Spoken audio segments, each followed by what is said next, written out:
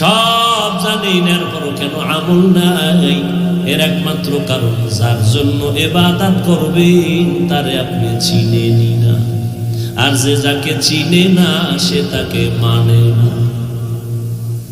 যে যাকে চিনে সে তাকে মানার মতো মানে। বলে কেমন? বলে জীবন দিতে রেডি। আরে ভাই, আপনিও তো মুসলমান, আমিও মুসলমান। আপনার আমার আল্লাহ এক নাকি দুই? আপনাদের নবী আমার নবী, আপনাদের কাবা আমার কাবা এক, ধর্ম এক, কালেমা এক, কাবা এক, কোরআন এক, হাদিস এক। দুনিয়াতে আসছি সিস্টেম এক, বিদায় বেলা কাফন হবে তিনটা, তাও এক, কালার আলাদা। কালার আলাদা। আমি হুজুরদের কালার একরকম, আপনাদের আর এক রকম। কে হুজুর, কে হুজুর না, কে ধনী, কে গরিব, কে আলেম, কে মূর্খ, কে কোন লাইনের, কে গোলাম, কে মালিক, ব্যবধান নাই। সবার বেলায় তিনটা কাফন, কালার হবে সাদা। কাফনের উপরে লেখা থাকবে এমপি সাহেবের লাশ, টাকাওয়ালার লাশ, হুজুরের লাশ লেখা থাকবে। আজকে আমি বক্তা যত ভাব দেখাই না কেন, তুমি টাকার যত ভাব দেখাও না কেন, যেদিন সাদা কাফনে ডুববি সেদিন সব বাহাদুরি শেষ হয়ে যাবে। কোটি টাকার মালিক দেখো, অভাব হয় না দূর, গরিব ঘুমায় আরাম করে মনটা বাহাদুর। ফেরাউনের লাশটা দেখো মিশর জাদু ঘরে, খায় না মাটি পোকা মাছি সবাই ঘৃণা করে।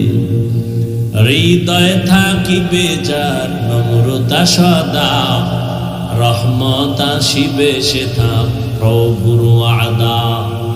বড়র বাড়াই থাকলে দিলে রহমত আসবে না, নিজেকে নিজে ছোট মনে করিও সাদা। উঁচু জমিন থেকে পানি নিচু জমিনে যায়, তেমনি খোদার রহমত আসে নম্রতার হৃদয়। ভোগবিলাসের বাড়ি গাড়ি পরে রবে সব, থাকতে সময় স্মরণ করো আল্লাহ আমার রব।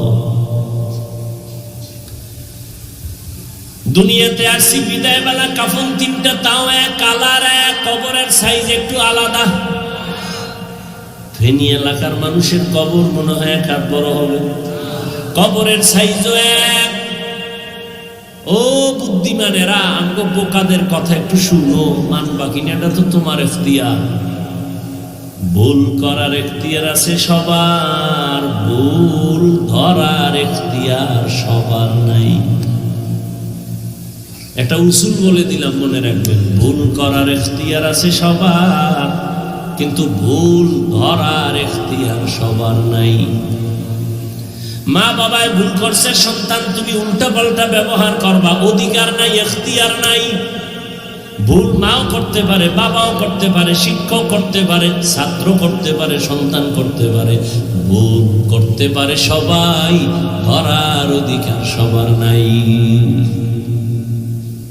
নামাজের ইমাম সাহেব ভুল করে না, করে না?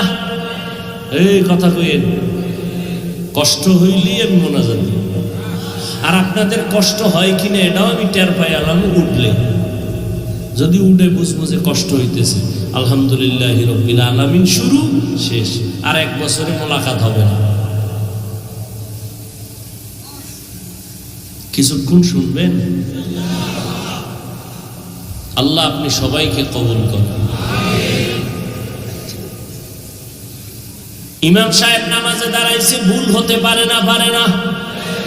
ইমাম মাইক কানে লাগায় কেরাত শুরু করছে, পাশে চায়ের দোকান আছে না?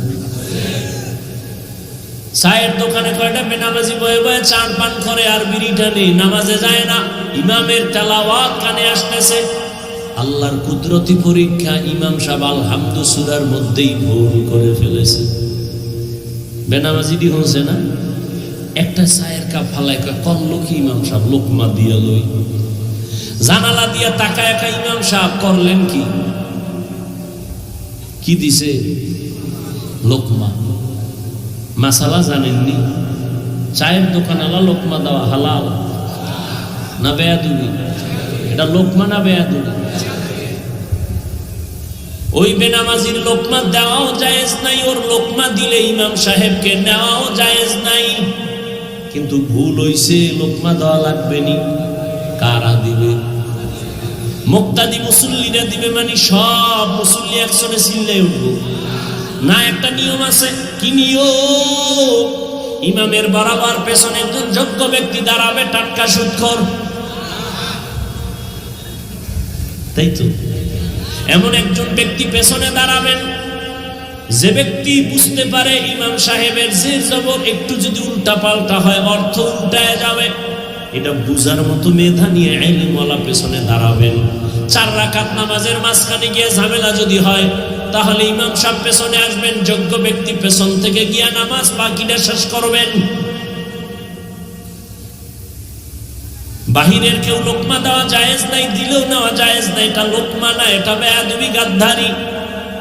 ঠিক জমিনের মধ্যে উলামায়ে কেরাম যদি ভুল করে ফেলেন, ভুল যদি হয়ে যায়, তুমি আউযুবিল্লাহ পারো না, বিসমিল্লাহ পারো না, তোমার ভুল ধরা জায়েজ নাই।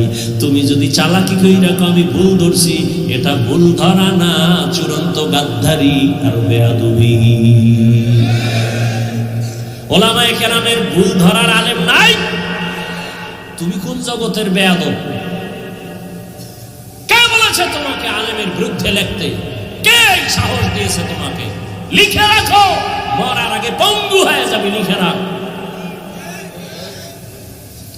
মা বাবার সাথে বেয়াদবি করবি, আল্লাহর কাছে মাপ চাইলেও তোর ক্ষমা নাই। বান্দার হক আল্লাহ ক্ষমা দিবেন না যতদিন পর্যন্ত মা বাবা ক্ষমা না দিবেন। শিক্ষকের সাথে গাদ্দারি করবি, অন্তর দিয়ে যদি বরদোয়া চলে আসে, ক্ষমা নাই, মরার আগে মরে যাবি। মরার আগে মরা মানে রূহ থাকবে, দেহ থাকবে না, পঙ্গু হয়ে কাঁদবি, চোখের পানি মোছার লোক পাবি না।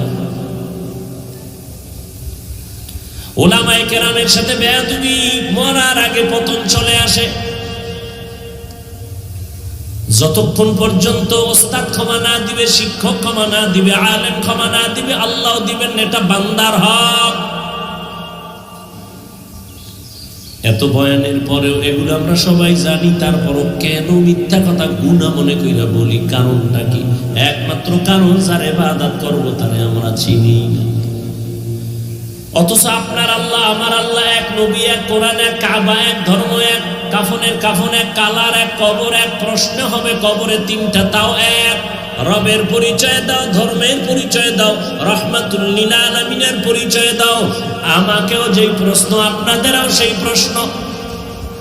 এক না হুজুরগো আলাদা? সবার প্রশ্ন এক। অথচ দুঃখ, আমি টুপি মাথায় না দিলে লজ্জা পাই। আর তুমি কেমন আল্লাহর গোলাম যে টুপি মাথায় দিতে বড় লজ্জা পাও? আমি দাড়ি কাটলে লজ্জা পাই, তুমি দাড়ি রাখতে লজ্জা পাও। আমি মসজিদে না ঢুকলে লজ্জা লাগে, তোমার মসজিদে ঢুকতে লজ্জা লাগে। তুমি কেমন ভিআইপি মুসলমান? আমি পর্দা না করলে লজ্জা পাই, তুমি পর্দা করতে গেলে লজ্জা পাও। তুমি কেমন মুসলমান? আসলে কি? আমি টুপি ছাড়তে চাই না, তুমি দিতে চাও না। মাথা গরম, তোমার মাথাই নেই, গরম হইব কি? আমি দাড়ি কাটতে চাই না, গলায় চুরি লাগাও, দাড়ি কাটবো না। কিন্তু তুমি রাখতেই চাও না। পাও ধরে এত বয়ান চলে, তাবলীগওয়ালাদের বয়ান, পীর মাশায়েখের বয়ান, জুমার খতিবের বয়ান, উলামায়ে কেরামের বয়ান,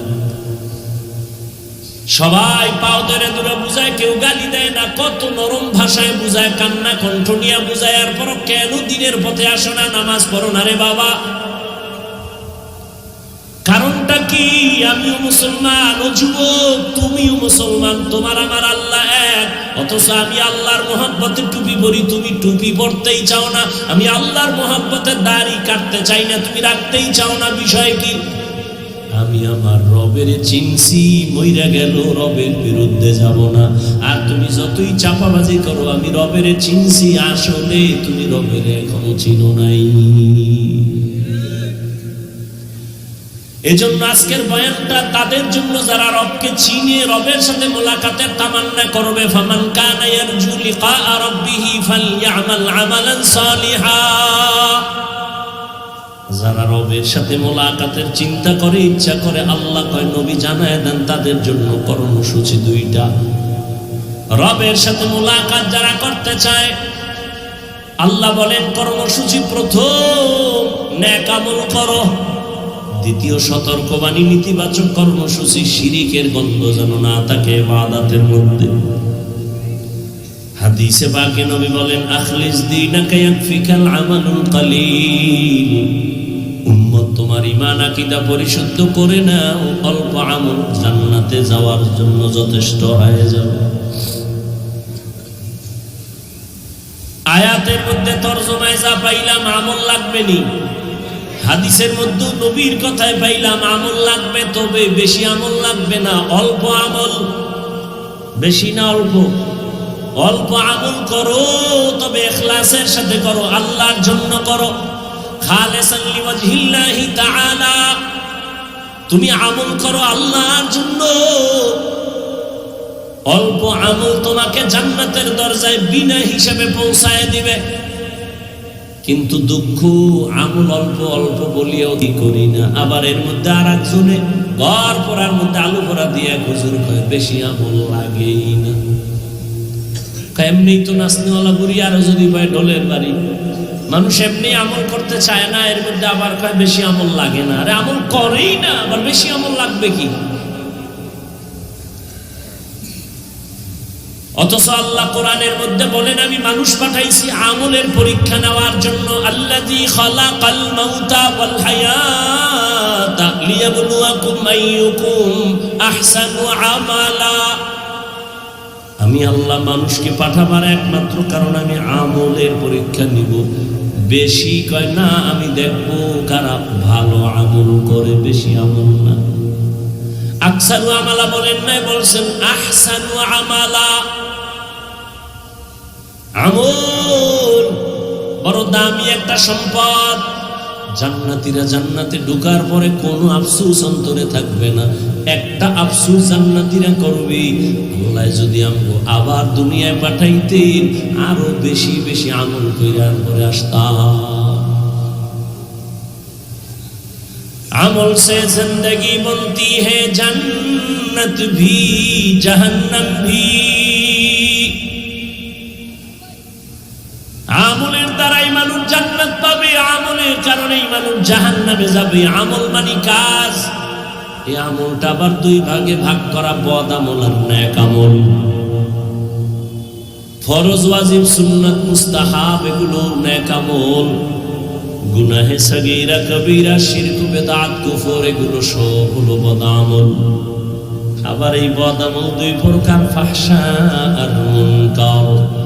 ইন্না সালাতা তানহা আনিল ফাহশাই ওয়াল মুনকার ওয়া লাযিকরুল্লাহি